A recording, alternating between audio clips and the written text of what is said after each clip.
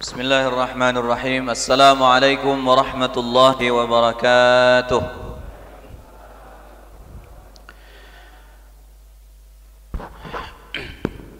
Innal hamdalillah nahmaduhu wa nasta'inu bihi wa nastarshiduhu wa na'udzu billahi min shururi anfusina wa min sayyiati a'malina man yahdihillahu fala mudilla lahu wa man yudlil fala hadiya lahu. أشهد أن لا إله إلا الله وحده لا شريك له وأشهد أن محمدا عبده ورسوله لا نبي ولا رسول بعده اللهم صل وسلم وبارك على سيدنا وحبيبنا وقرة أعيننا ومولانا محمد صلى الله عليه وسلم وعلى آله وأصحابه ما اتصلت عين بنظر ووعت أذن بخبر وسلم تسليما كثيرا. Ayuhal ikhwatul kiram, bapak-bapak dan ibu-ibu sekalian yang dimuliakan oleh Allah Subhanahu wa taala.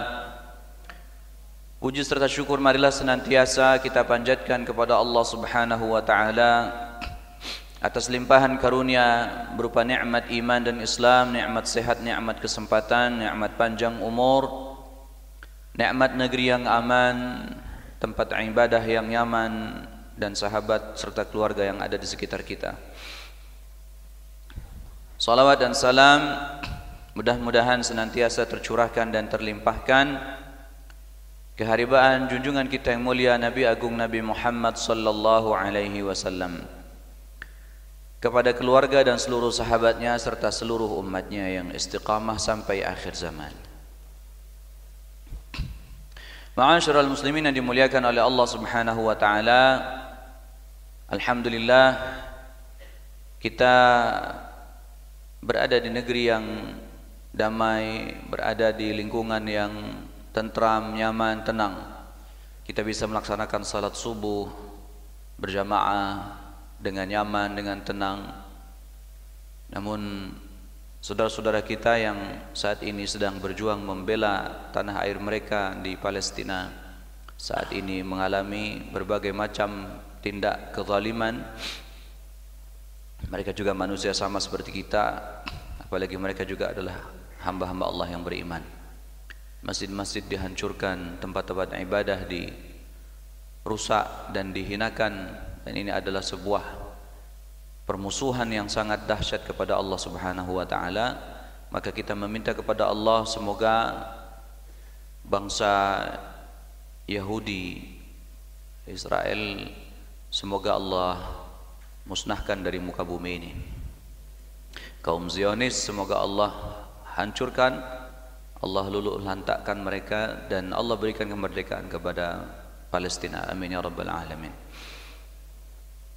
Ma'asyiral muslimin yang dimuliakan Allah Subhanahu wa taala, bagian terakhir dari bab ikhlas,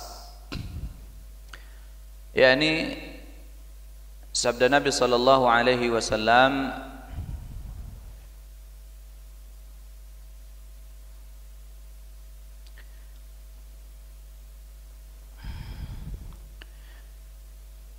dari Abu Ishaq Sa'ad bin Abi Waqqas, Malik bin Uhayb bin Abdi Manaf bin Zuhrah bin Kilab bin Murrah bin Ka'ab bin Lu'ay al-Qurashi az-Zuhri. Ini artinya Sayyidina Sa'ad bin Abi Waqqas ya ketemu nasabnya dengan Nabi sallallahu alaihi wasallam, masih keluarga Nabi. Ahadil asharatil masyhud lahum bil jannah, satu di antara 10 orang yang mendapatkan kabar gembira ya dari Nabi sallallahu alaihi wasallam bahwa ia adalah ahlul jannah. Qala ja'ani Rasulullah sallallahu alaihi wasallam ya'uduni 'ama hajjatil wada' min waja'in ishtadda bi. Pada satu kesempatan Sayyidina Sa'ad bin Abi Waqqas ini bercerita, saya dibesuk oleh Nabi. Bapak Ibu kalau sakit mau nggak dibesuk sama Nabi? Alhamdulillah. Kalau hidupnya sezaman sama Nabi, kita ya hidupnya tidak sezaman ya, makanya kalau lagi sakit perbanyak baca salawat ya, biar berasa dijenguk sama Nabi rasanya ya. Ya'uduni 'ama hajjatil wada', di tahun haji wada', min waja'in ishtadda bi, disebabkan oleh penyakit yang menimpa saya, sakit beliau. Faqultu ya Rasulullah, ya Rasul, inni qad balagha bi minal waja'i ma tara. Ya Rasul, kau lihat sendiri sakit yang saya derita ini. Wa ana dzu malin wa la yarithuni illa ibnatun li. Sayyidina Sa'ad ini orang yang kaya raya, banyak harta, sakit. Ya Rasul, kau lihat saya udah sakitnya kayak begini, sepertinya sudah, kalau bahasa kita, sepertinya sudah tidak ada harapan lagi untuk sembuh. Sementara saya cuma punya anak satu, perempuan. Afa atasaddaqu bithulutsai mali ya Rasul, kalau begitu apa boleh saya bersedekah dengan 2/3 harta saya? Anak perempuan saya cuma satu-satunya, saya cuma punya anak satu-satunya perempuan. Kalau bahasa kitanya dikasih harta terlalu banyak, takutnya nggak bisa mengelola, apa yang 2/3-nya saya sedekahkan saja. Qala la, kata Nabi. Qala la, beliau menjawab, jangan Sa'ad.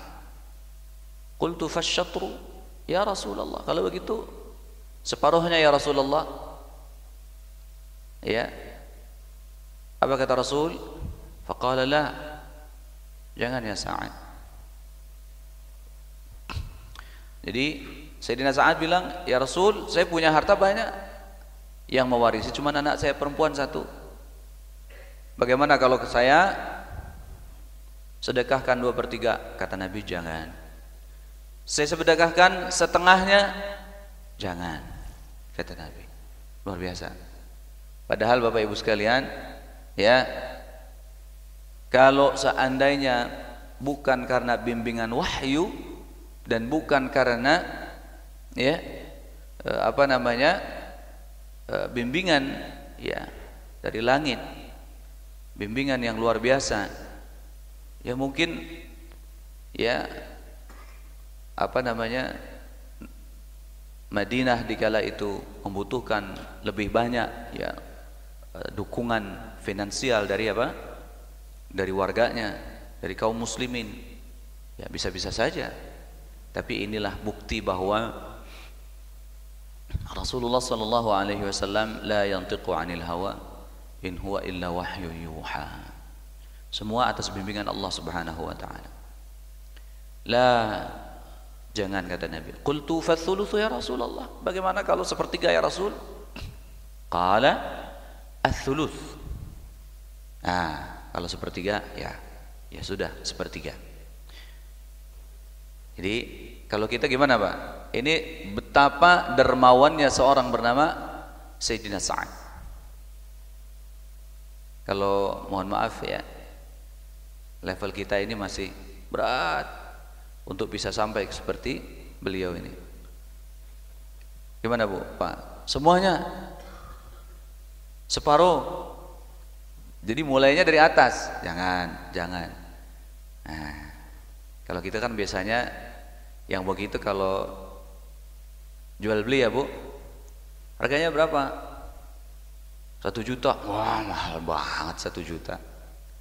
500.000 ya. Ibu-ibu biasanya nggak tanggung-tanggung, nawarnya separuhnya.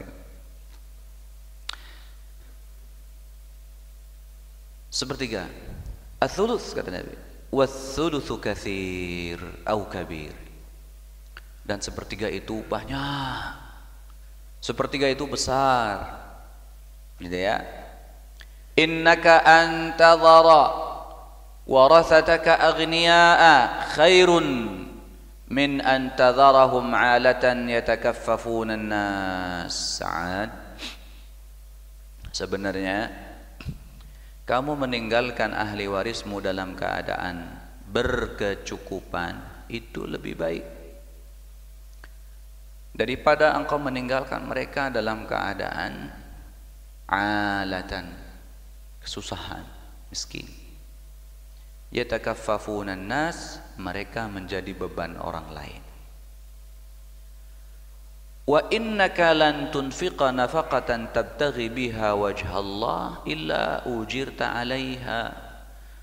Dan sesungguhnya ya Sa'ad, sebenarnya ya, setiap engkau menafkahkan harta, maksudnya menafkahkan harta untuk keluarga, ya, tabtaghi biha wajhallah, engkau niatkan untuk mencari keridhaan Allah, memberi makan istri dan anak-anak supaya mereka taat beribadah kepada Allah, agar mereka senantiasa menjadi hamba-hamba Allah yang beriman.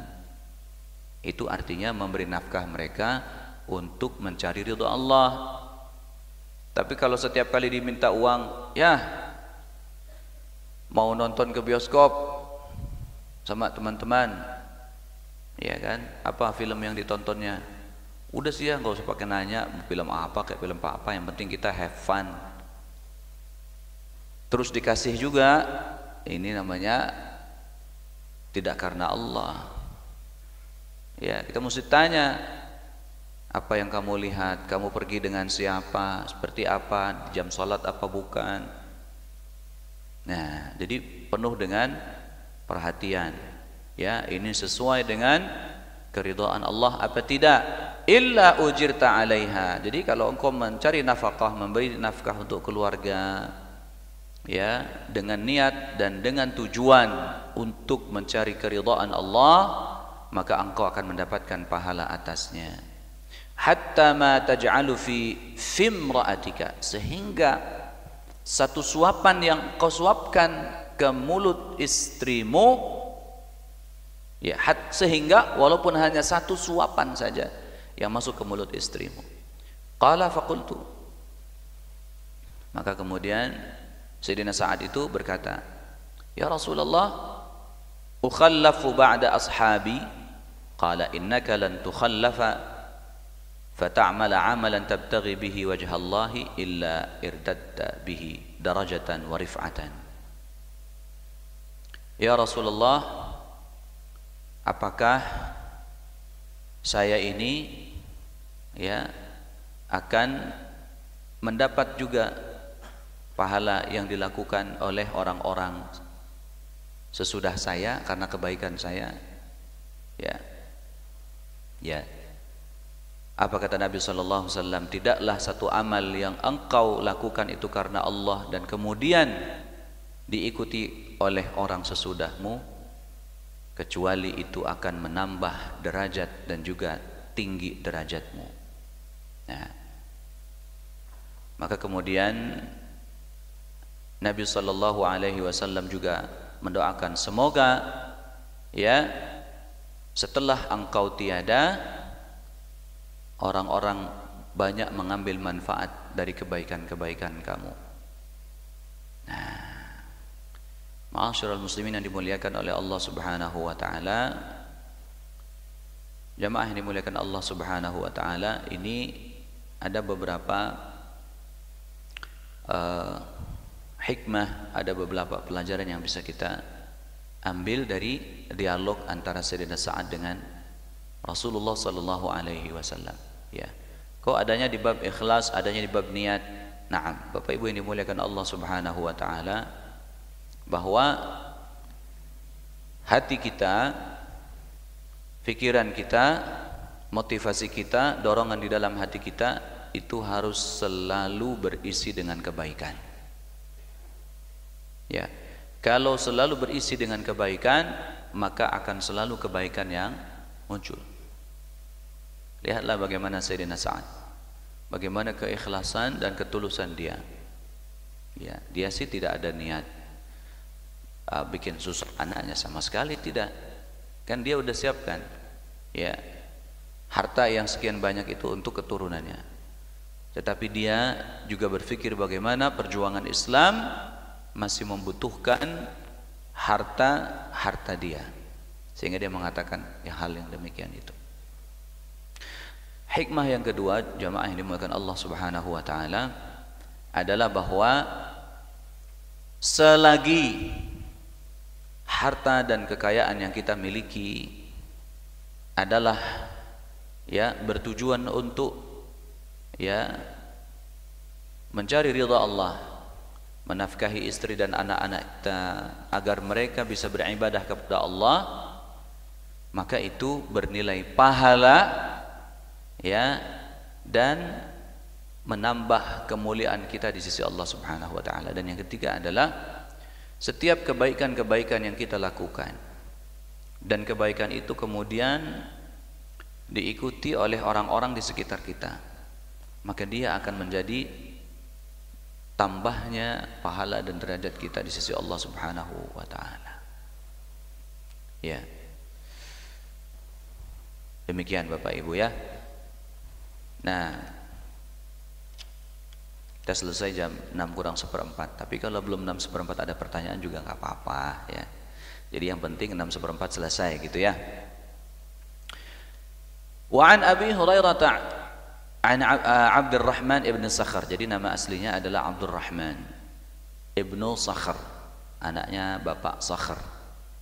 Ya. Nama julukannya Abu Hurairah. Kenapa disebut Abu Hurairah?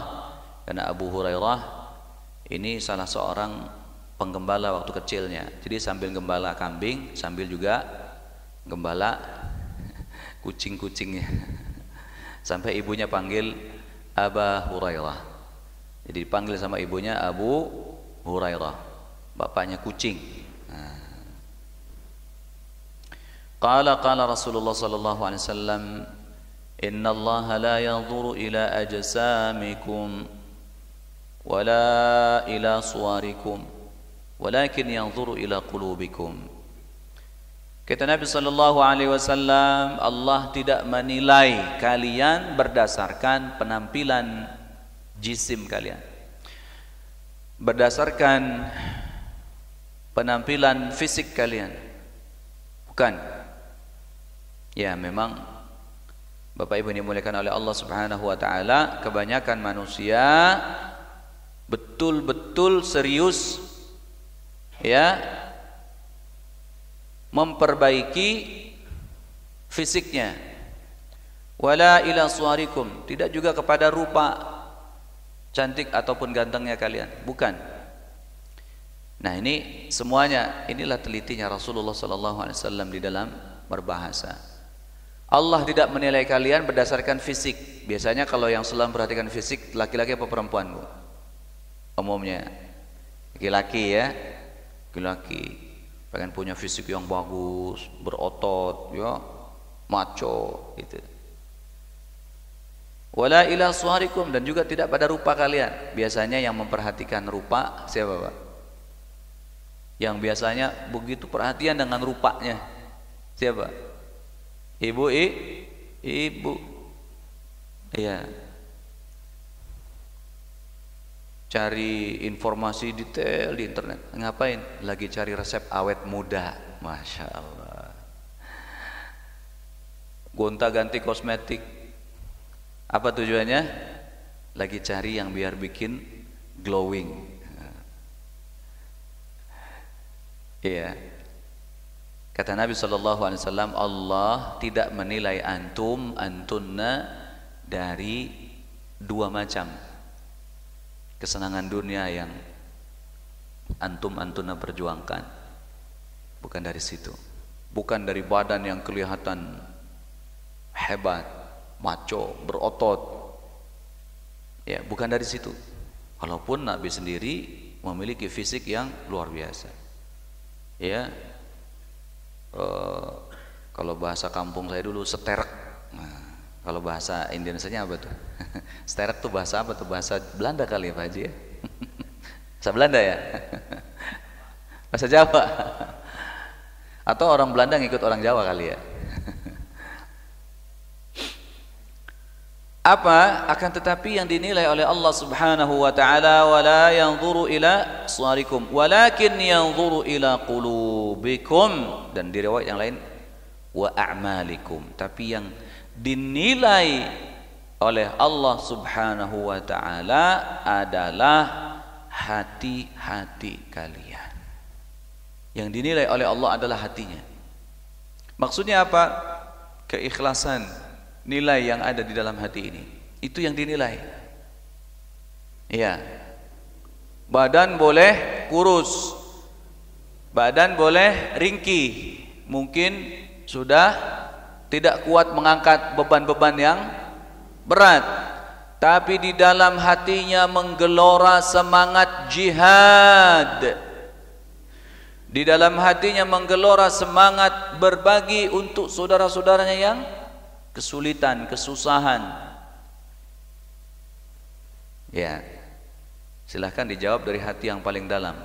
Bapak-bapak, ibu-ibu, hari ini kita buka pendaftaran jihad ke Palestina untuk membela saudara-saudara kita di Gaza dan tepi barat. Siap berangkat? Siap berangkat?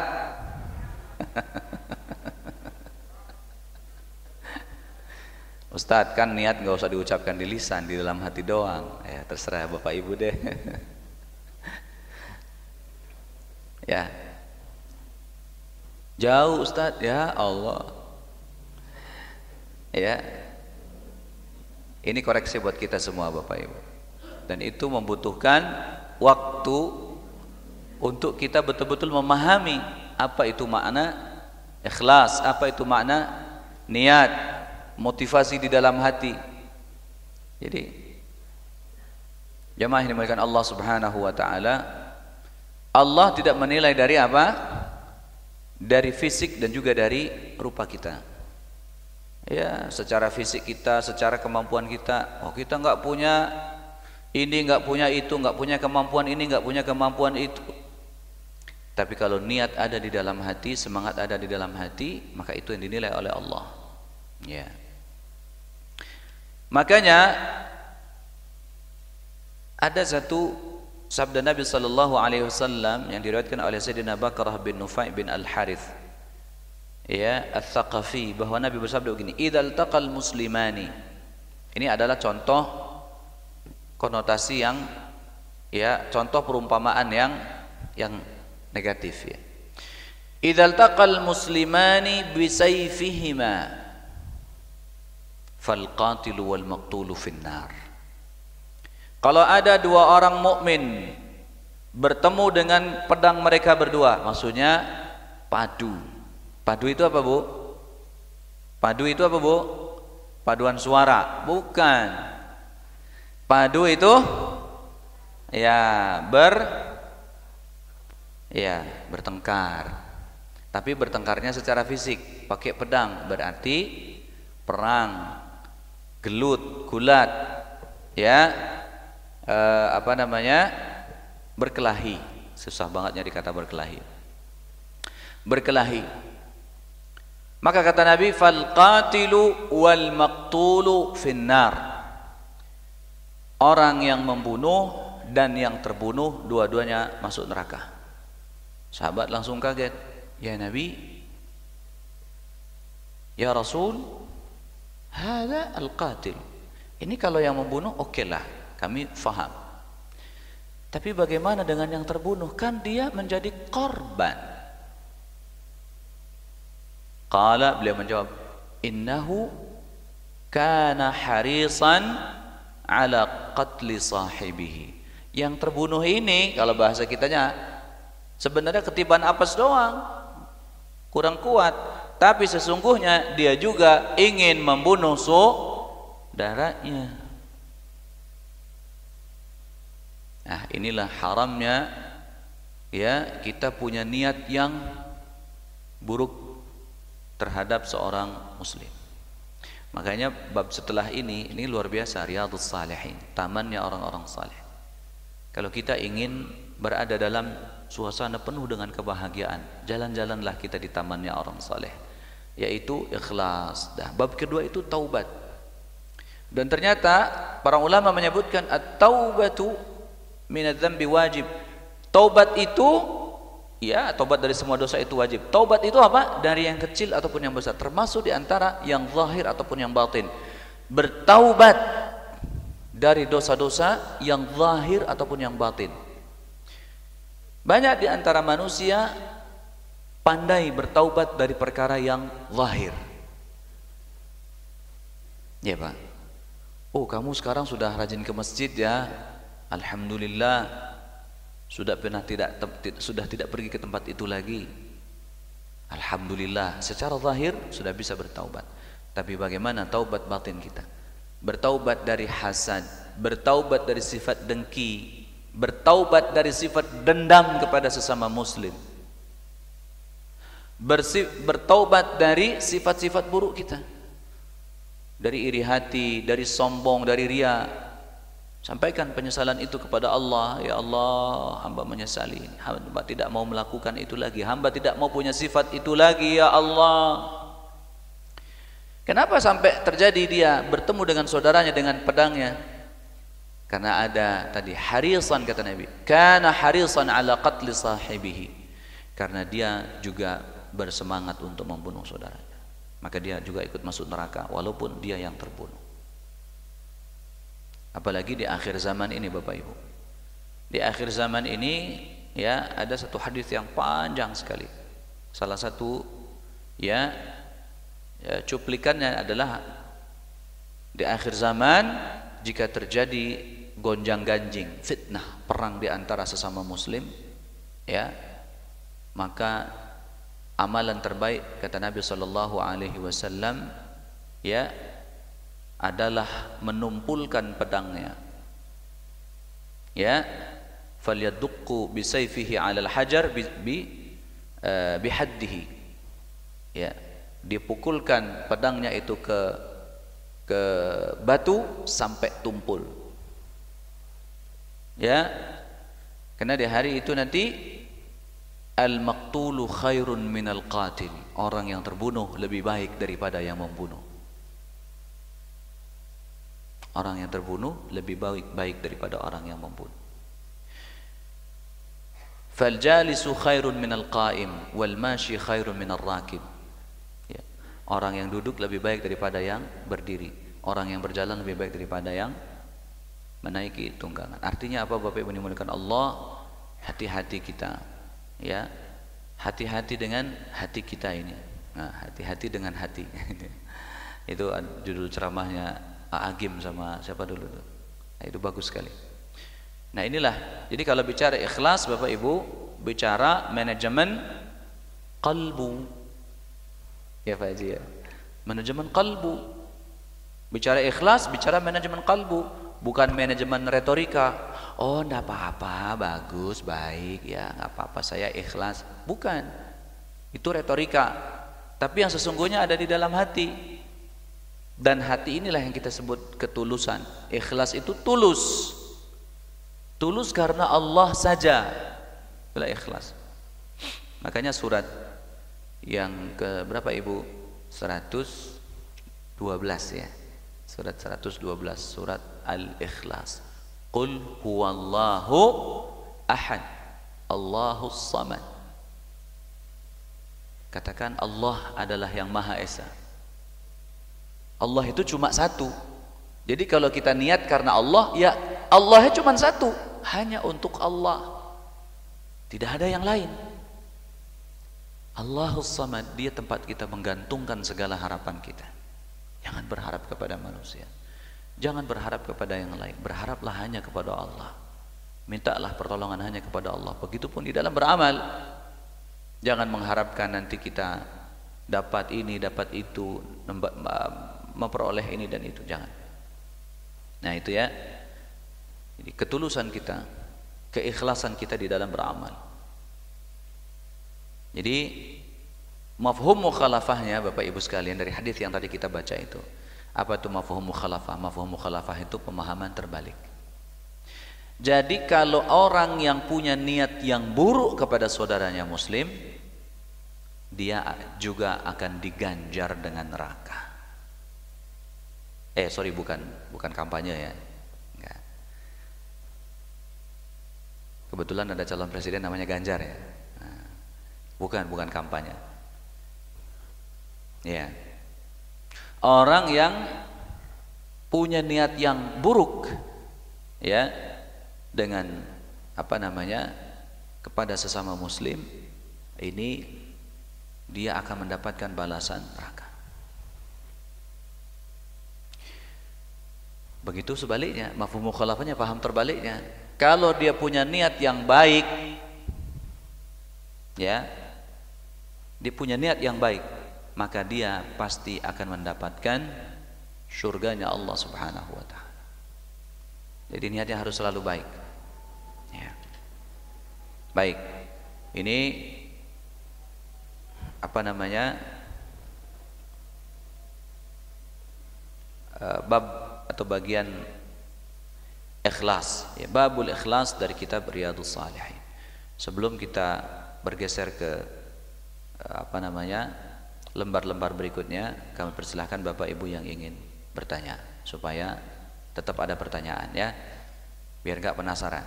Nah, yang penting 6 kurang 1/4 kita tutup. Baik Bapak Ibu, dipersilakan untuk 2 penanya, Bapak 1 dan Ibu 1. Kalau tidak ada, alhamdulillah. Ada pertanyaan? Oh, ada. Kirain nggak ada. Ada pertanyaan juga, alhamdulillah juga. Boleh. Silakan Bapak. Assalamualaikum warahmatullahi wabarakatuh. Waalaikumsalam warahmatullahi wabarakatuh. Pak Ustaz, Di mana yang tadi bertanya? Pak Ustaz, ya. Yang bertanya di mana? Ya. Oh, ya. Ya, Bapak silakan. Pak, ya, assalamualaikum tadi ya Pak Ustaz ya. Iya, waalaikumsalam. Ya Allah, gitu ya. Pak Ustaz tadi sering menyebut Allah ya. Nah, jadi makalah Allah itu. Dulu pada zaman perkembangan agama Islam ya di Indonesia tuh kan ada Wali Songo ya. Nah, sebetulnya 10, yang satu tuh Syekh Siti Jenar. Dia tuh dihukum mati kan. Dihukum mati. Dia karena melanggar aturan-aturan yang ada pada peraturan agama Islam.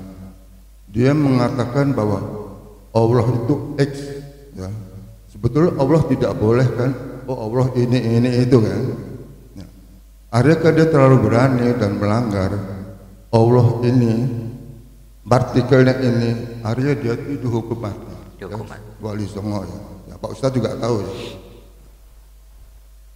Nah, zaman sekarang kita kalau dengar ceramah-ceramah ya, apa itu Jumatan, apa ceramah seperti ini dari dulu, memang saya belum pernah dengar ada ustadz tuh berani mengatakan, oh Allah ini gitu ya. Memang saya belum dengar. Apa ada hubungannya dengan Siti Jenar itu yang dihukum mati karena menyebut Allah itu? Gitu. Sekian Pak Ustadz, terima kasih. Baik.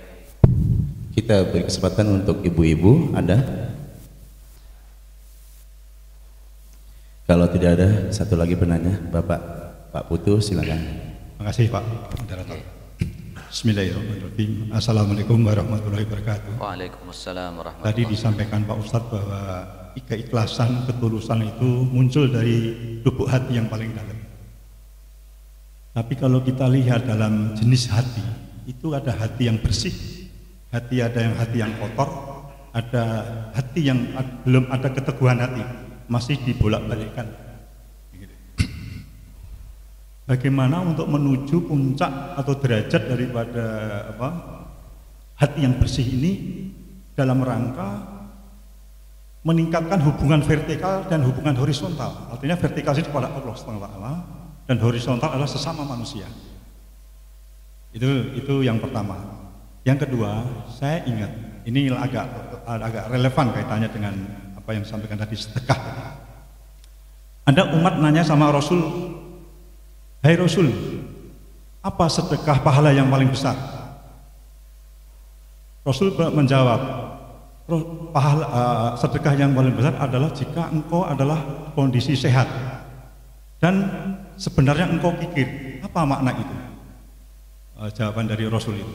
Terima kasih. Wassalamualaikum warahmatullahi wabarakatuh. Waalaikumsalam warahmatullahi wabarakatuh. Pertanyaan pertama tentang Syekh Siti Jenar ya. Saya sendiri karena bukan ahli sejarah mengenai kebenaran berita tersebut juga ya belum berani memastikan.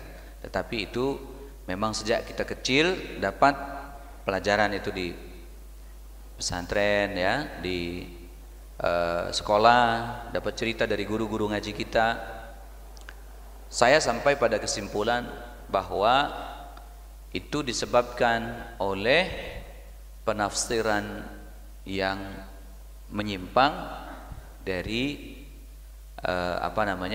pemahaman salafus salih.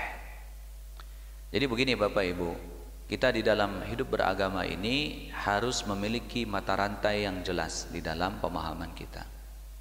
Maka ada kaidah disebutkan oleh para ulama, al-isnadu minad din. Laula al-isnadu laqala man syaa ma syaa. Mata rantai keilmuan itu, silsilah itu sampai ke atas, ini adalah bagian dari agama. Kamu punya keyakinan begini dari siapa? Dari si A. Kamu begini dari siapa? Dari si B. Terus dari makanya tadi hadis yang saya baca itu sebetulnya aslinya Bapak Ibu rantainya panjang tuh. Haddatsana terus.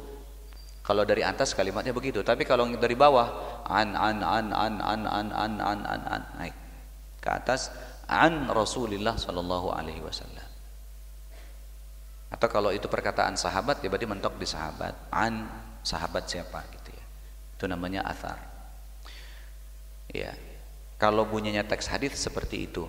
Nah, teks-teks hadis ataupun perkataan para sahabat, pemahaman para sahabat itu kan turun sampai kepada kita bukan melalui wangsit, bukan dari wahyu kan, tapi dari pelajaran, dari majelis ilmu, dari guru-guru kita. Nah, jadilah ia kemudian sistem kepercayaan ataupun keyakinan yang ada di dalam diri kita. Nah, itulah jadi namanya pemahaman. Nah, pemahaman Syekh Siti Jenar ini adalah menyimpang dari pemahaman salaful ummah yang sesuai dengan jalur yang tadi disebutkan. Apa yang dia katakan? Ya, dia mengatakan bahwa Allah itu ada di dalam diri saya. Itulah yang disebut dengan pemahaman manunggaling kawula Gusti. Memang kalau mau diakal-akalin pakai akal gitu ya, orang yang awam itu akan terpedaya, mirip, iya kan? Ya itu ada babnya sendiri nanti. Kalau diakal-akalin seakan-akan masuk akal. Nah, itulah makanya orang-orang yang memiliki pemahaman seperti ini sangat berbahaya. Nah, hukum di zaman itu orang yang melakukan penistaan terhadap agama dianggapnya, ya, artinya pemahaman yang menyimpang ini hukumannya adalah hukuman mati, hukum mati. Jadi pemahaman agama yang tidak sesuai dengan pemahaman salafus salih, maka ini disebut penyimpangan. Kalau orang awam yang bicara itu adalah objek dakwah, pasti tidak akan diapa-apakan. Bapak Ibu mohon maaf ya, orang yang tidak berpendidikan misalkan bicara ini dan itu tentang agama, nggak akan digubris orang. Apalagi umumnya manusia akan melihat penampilan fisik. Maaf ya, cuman tukang ini tukang itu kok berani bicara yang demikian. Orang tidak akan terlalu menggubris. Tapi kalau yang sudah bicara levelnya adalah seorang wali itu adalah pemimpin, ya, orang yang dipandang sebagai berilmu, punya otoritas keilmuan, menyampaikan sesuatu yang menyesatkan, maka ketika itu para wali yang 9 bersepakat hukuman mati atas Syekh Siti Jenar. Nah, itu yang saya dapat begitu Bapak infonya ya. Jadi ya itu mafhum, sangat bisa kita fahami. Bagaimana kalau sekarang? Ya sekarang memang tidak ada hukuman seperti itu, tinggal kita selamatkan diri masing-masing. Ya, perlunya kita belajar ya akidah yang benar. Itu. Wallahu a'lam bishawab. Begitu Bapak. Mudah-mudahan terjawab ya. Syukran. Kemudian yang kedua, apa caranya menjadikan hati kita ini ya betul-betul menjadi hati yang ya lurus seperti yang tadi Bapak ingin sebutkan itu. Ya, ada hati, ya kita mau mengobati hati kita dari penyakit dengki, iri hati dan seterusnya, mengobati hati kita dari penyakit ini, penyakit itu. Sementara kadang hati juga ada penyakit, ada hati yang juga ya berbolak-balik dalam artian itu tidak teguh, enggak istiqamah, pelin-pelan. Nah, bagaimana caranya? Ya, Allah Subhanahu wa taala sudah memerintahkan kepada kita agar kita mengelola atau mengobati hati kita itu dengan apa? Dengan zikrullah. Apa itu? Ala bi dzikrillahi. Nah, alladzina amanu. Astaghfirullah. Alladzina amanu wa tatma'innu qulubuhum bi dzikrillah. Ala bidzikrillahi tatma'innul qulub. Alladzina amanu, adapun orang-orang yang beriman, yaitu apa? Wa tatma'innu qulubuhum bidzikrillah. Hati mereka menjadi tentram. Ya. Tentram yang dimaksud sini itma'anna yatma'innu. Yatma'innu bil iman. Tentram dengan iman. Tentram dengan iman, istiqamah, tenang, berada dalam kondisi iman, stabil. Ya, sabar, syukur, tawadhu', husnudzan, taubat, tawakal, syukur, masya Allah. Suasana hati yang penuh dengan iman, tatma'innu qulubuhum.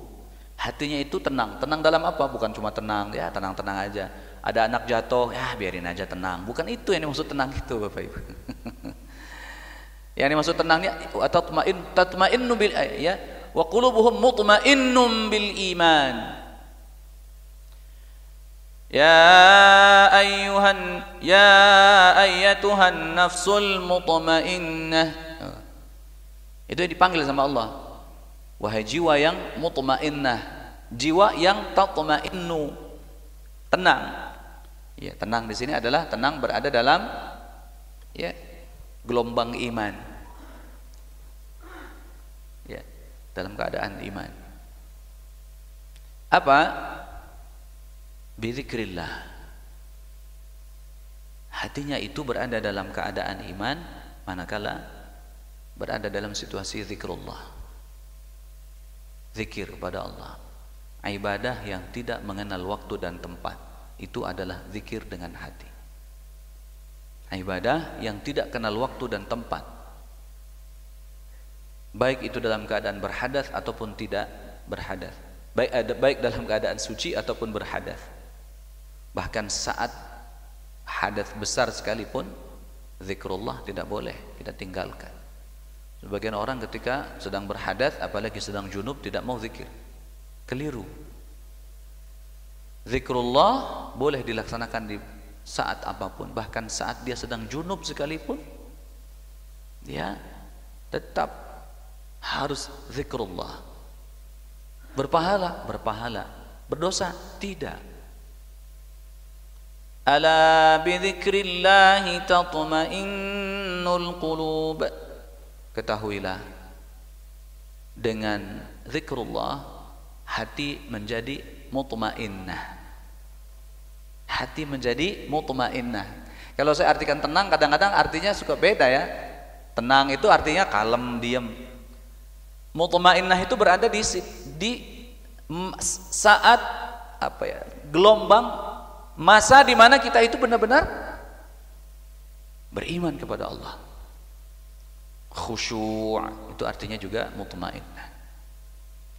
Selalu bersemangat untuk berada di saf terdepan, walaupun nanti kebagiannya saf kedua, ketiga, keempat. Semangatnya saf terdepan. Dari semangatnya sudah dapat pahala itu. Dapatnya saf kelima misalnya. Kenapa? Orang yang punya semangat pengen saf terdepan sudah nyampe lebih dulu. Nah, semangatnya. Nah, itulah ma'asyiral muslimin yang dimuliakan Allah Subhanahu wa taala, ya. Zikrullah. Jadi kalau pertanyaannya adalah apa tipsnya? Tipsnya adalah zikrullah. Hendaknya lisan kita selalu basah dengan zikir. Maka ada kitab khusus membahas itu.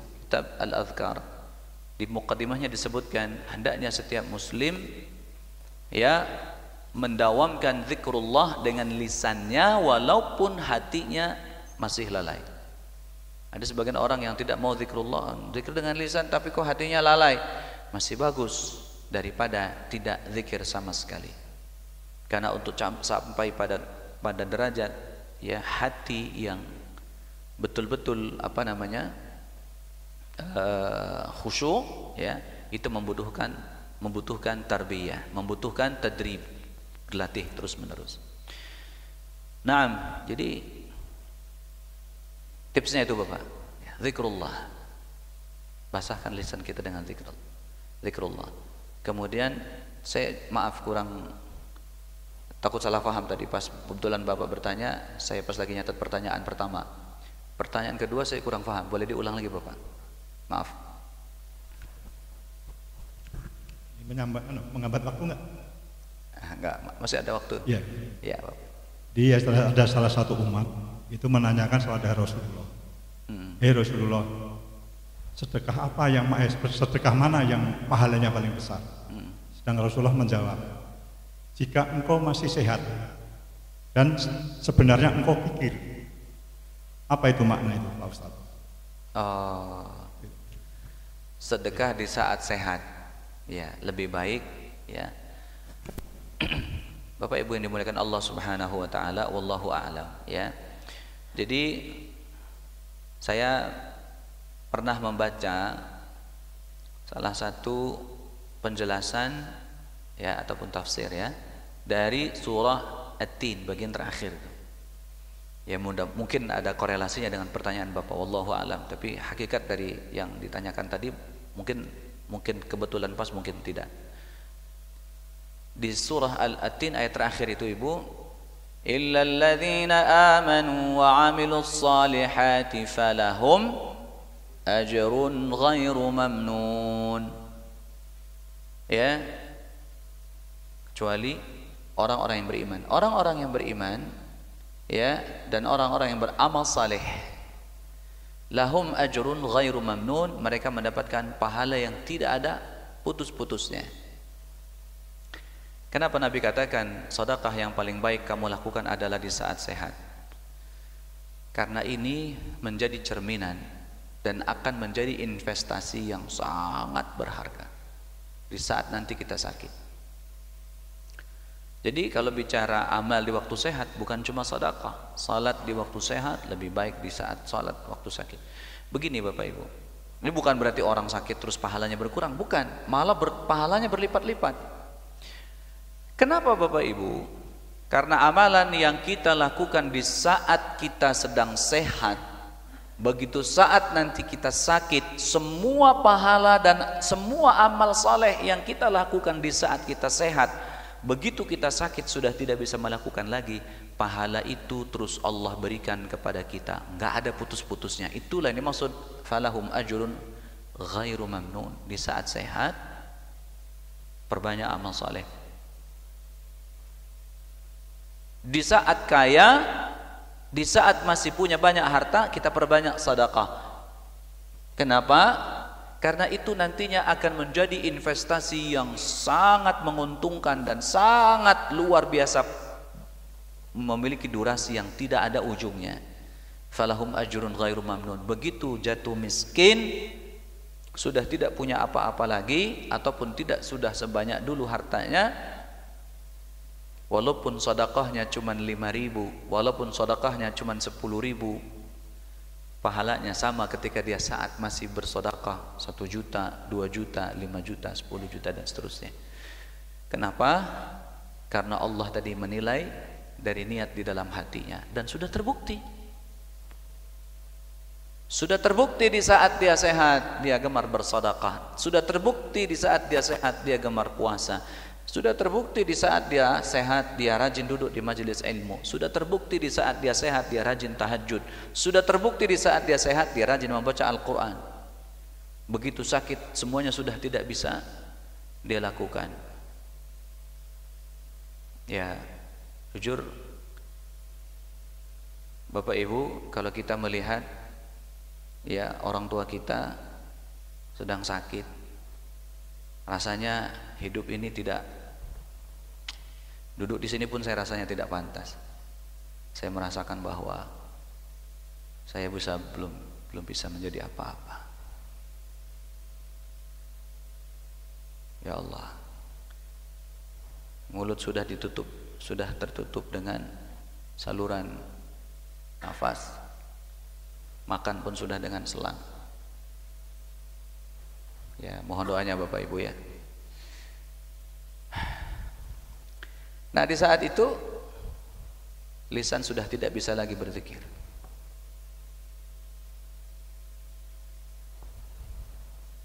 Tapi di saat dia sehat, kalimatnya selalu berulang.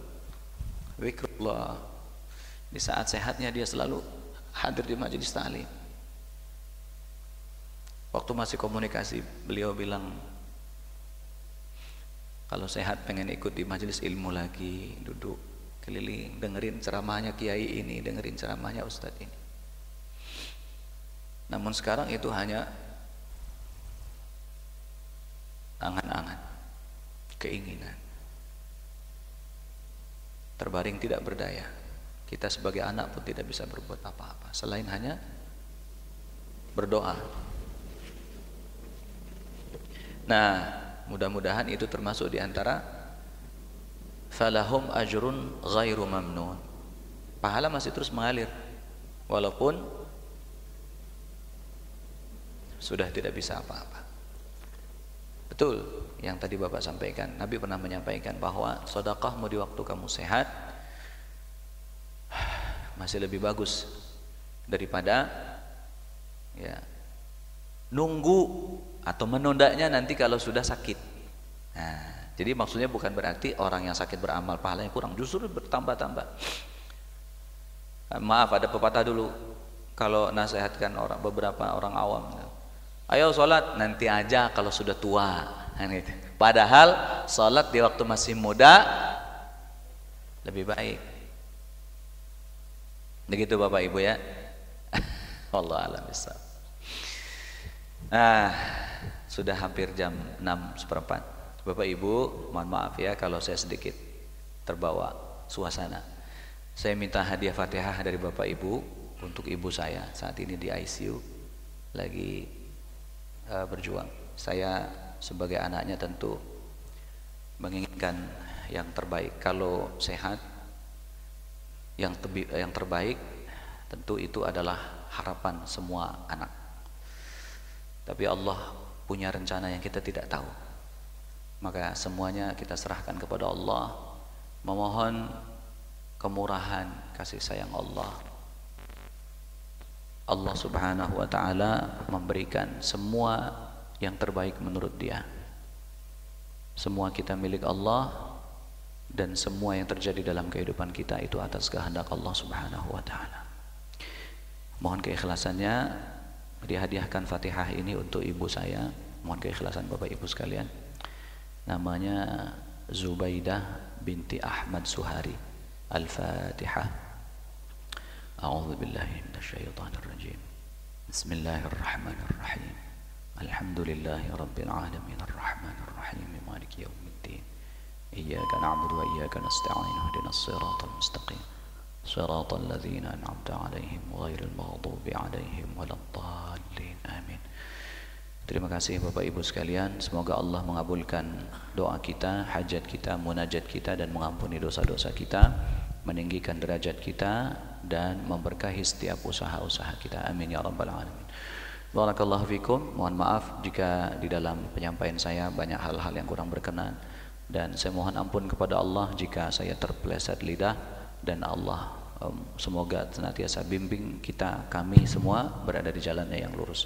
Subhanakallahumma bihamdika asyhadu an la ilaha illa anta astaghfiruka wa atubu ilaik. Aqulu qawli hadza wa astaghfirullahal azim li wa lakum. Wassalamu alaikum warahmatullahi wabarakatuh. Waalaikumsalam warahmatullahi wabarakatuh.